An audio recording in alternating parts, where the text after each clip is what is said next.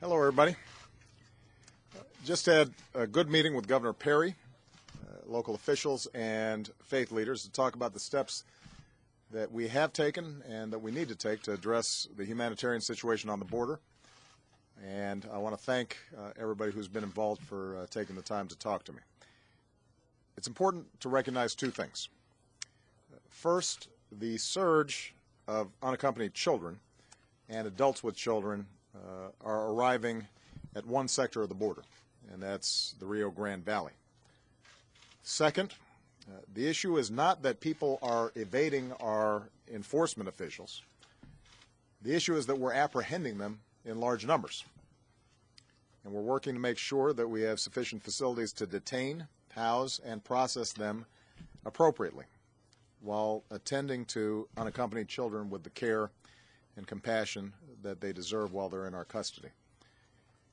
While we intend to do the right thing by these children, their parents need to know that this is an incredibly dangerous situation, and it is unlikely that their children will be able to stay. And I've asked parents across Central America not to put their children in harm's way in this fashion. Now, right now, there are more Border Patrol agents and surveillance resources on the ground than at any time in our history. And we deport almost 400,000 migrants each year. But as soon as it became clear that this year's migration to the border was different than in past years, I directed FEMA to coordinate our response at the border. Members of my cabinet and my staff have made multiple trips to facilities there. And we're also addressing the root of the problem. I sent Vice President Biden and Secretary Kerry and Secretary Johnson to meet with Central American leaders, as well as working with our international partners to go after smugglers who are putting their kids' lives at risk. And earlier this week, Mexico announced a series of steps that they're going to take on their southern border to help stem the tide of these unaccompanied children. Last week, I sent a letter to Congress asking them to increase penalties on smugglers and to give us flexibility to move migrants through the system faster. Yesterday, I asked Congress to fund these efforts.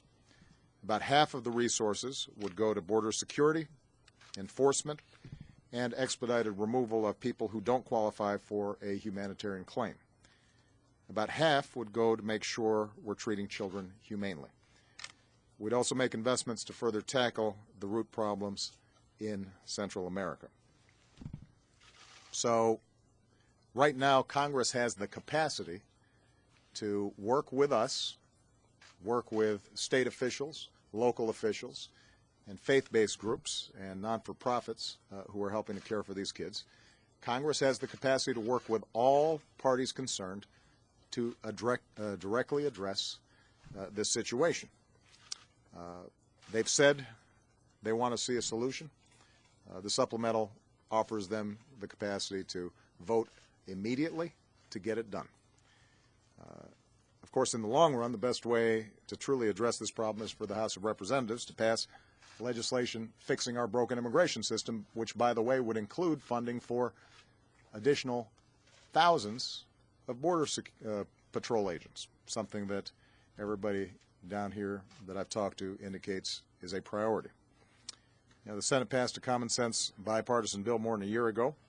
It would have strengthened the border, added an additional 20,000 Border Patrol agents. It would have strengthened our backlogged immigration courts. It would have put us in a stronger position to deal with this surge and, in fact, prevent it. So let me just close by indicating the nature of the conversation that I had with Governor Perry, which I thought was constructive. Governor Perry suggested 4 specific areas of concern. He was concerned about how many patrol agents were directly at the border. He was concerned that some of the positioning of Border Patrol agents is too far from the border to be effective in deterring folks from coming in, as opposed to simply apprehending them. I indicated to him that what he said sounded like it made sense. and that, in fact, if we pass the supplemental, we would then have the resources to carry out some of the very things that he's requesting. On a broader policy level, he indicated concern that right now kids who come to the border from Mexico are immediately deported, but because it's non-contiguous, folks who are coming from Central America have to go through a much lengthier process. I indicated to him that part of what we're looking in the supplemental is some flexibility in terms of being able to preserve the due process rights of individuals who come in, but also to make sure that we're sending a strong signal that they can't simply show up the border and automatically assume that they're going to be absorbed. He also expressed concerns about how the immigration judicial system works, how the administrative processing works, how long it takes, and the fact that oftentimes people appear, are then essentially released with a court date that might be 6 months out or 9 months out, and a sizable number, not surprisingly, don't show up. I indicated to him that if we had more administrative judges, more administrative capacity, we can shrink those wait times. This administrative practice predates my administration and, in fact, has been going on for quite some time, and a lot of it has to do with the fact that there's not enough capacity, both in terms of detention facilities, but also in terms of judges, attorneys, space, in order to process these things more quickly and expeditiously. So the bottom line is actually that there's nothing that the governor indicated he'd like to see that I have a philosophical objection to. I've asked Jay Johnson to contact his head of Health and Human Services when he comes down for the 6th time at the end of this week to coordinate and make sure that some of the suggestions that the governor has are technically feasible and what kind of resources might be needed. But what I emphasized to the governor was the problem here is not a major disagreement around the actions that could be helpful in dealing with the problem. The challenge is Congress prepared to act, to put the resources in place to get this done? Another way of putting it, and I said this directly to the governor, is, are folks more interested in politics or are they more interested in solving the problem? If they're interested in solving the problem, then this can be solved.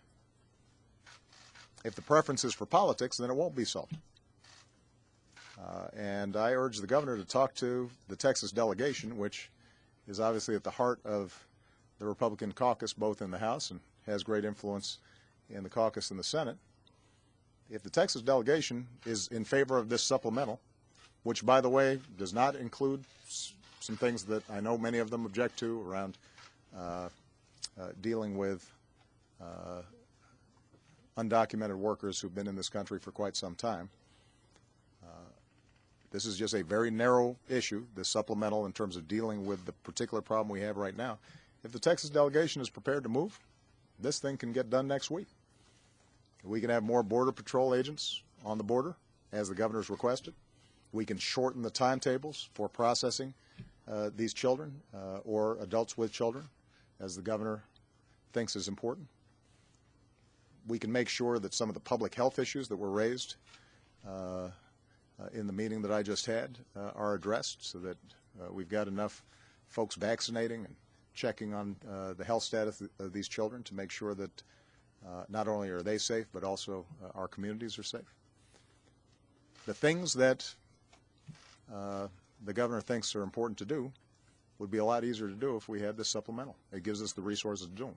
And so the only question at this point is why wouldn't the Texas delegation or any of the other Republicans who are concerned about this not want to put this on a fast track and get this on my desk so I can sign it and we can start getting to work. I suggested to the governor he has, I suspect, some influence over the Texas delegation, and that might be helpful to call on them to pass this supplemental right away. Final point I'll make is I just want to thank some of the faith-based groups that I just met with, as well as mayors, commissioners, local officials. Dallas has been incredibly compassionate in looking at some sites, some facilities in which they can accommodate some of these children. I indicated in hearing the stories of churches that are prepared to not just make donations but send volunteers to help to construct some of these facilities or fix them up, and their willingness to volunteer in providing care and assistance to these children. I told them thank you, because it confirmed what I think we all know, which is the American people are an incredibly compassionate people, and when we see a child in need, we want to care for them. But what I think we all agreed on is that the best thing that we can do is to make sure that the children are able to live in their own countries safely. And that's why it's going to be important, even as we solve the short-term problem here, for us to be able to direct attention and resources and assistance, as we're doing, but not at a sustained and high enough level, back in Honduras and Guatemala and El Salvador and other places, so that parents don't think that somehow it's safer for their children to send them thousands of miles just so that they don't get harmed.